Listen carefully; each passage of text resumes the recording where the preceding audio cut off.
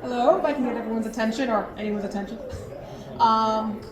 So my name is Shannon Francis Smith. I'm a local author from the Barrie area.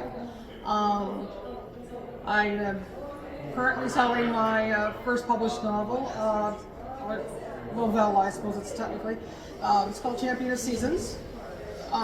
It follows a young woman who had tragedy befall her and is lost and sad about that.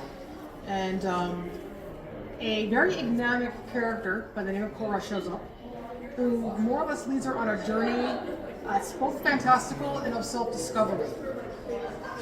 I'm not sure what to say. Lightning talks are weird for me. But what I could do is I could probably read a few pages out of the novel, and then you can decide for yourself if you would like to buy it. My booth is behind that one shelf further up. I don't know where you put me there. Okay. Then spotted land on the horizon. The boat sailed towards the mast, and soon it was scraping up onto the beach. The two got out and pushed the boat up to keep it from being washed away, then walked along the beach. Lynn spied one, then two, and dozens of golden flowers of various shapes and sizes adorning the shoreline, their petals gleaming under the sun. "This is Mother's land," Cora explained. "It's part of Elysium. We're close." "Elysium?" Lynn asked, as the two found a pathway and began to follow it. Along the way, they found more of the golden flowers. They also periodically saw people in white robes. They were all smelling flowers or sunbathing or running around meadows, sitting under trees or climbing them, or playing with various animals and insect life. The people looked like they were in a delirium, appearing elated but not knowing why. "Those are chosen people," Cora said, "who come here to be in eternal bliss, to remain this happy. They had to forget who they were so they wouldn't be burdened by what they lost in coming here."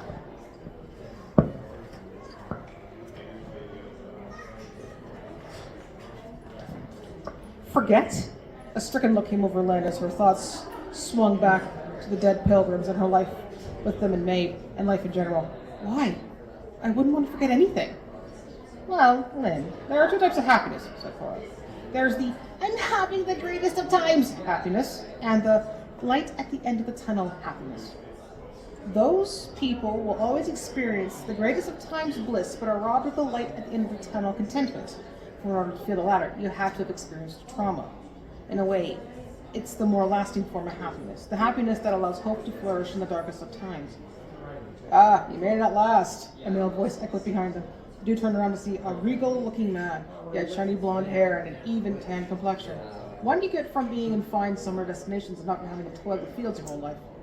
His eyes were the color of smoky quartz, and he was dressed in a bright white robe with silver paladins fixed in his shoulders. An azure cape cascaded down his back from the pauldrons and trailed to the ground. His feet were encased in gold-leafed sandals. On his fingers were rings of many metals and gemstones, and he had an amulet of a double axe around his neck of soft gold, as well as golden ear clips. His eyes narrowed on Lynn.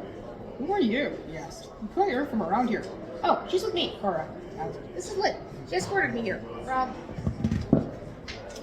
"Didn't he send a guard with you?" the man interjected. "I know your mother has a low opinion of him, but I know better. He loves you very much, and he would protect you so you would come back to him." "Of course he sent guards, Rhonda. You're completely right about him," Cora replied.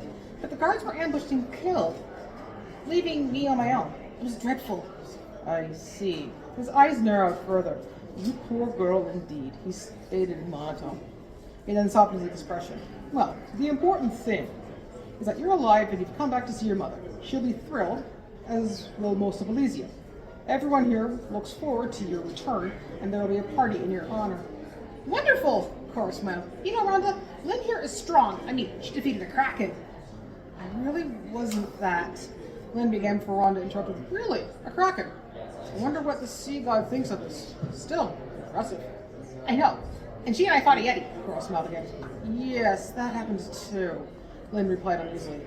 Would this man take what Cora's contribution to the fight as well? "Sounds exciting," Ron agreed. "Well, don't let me hold you up. Your mother's waiting, you know."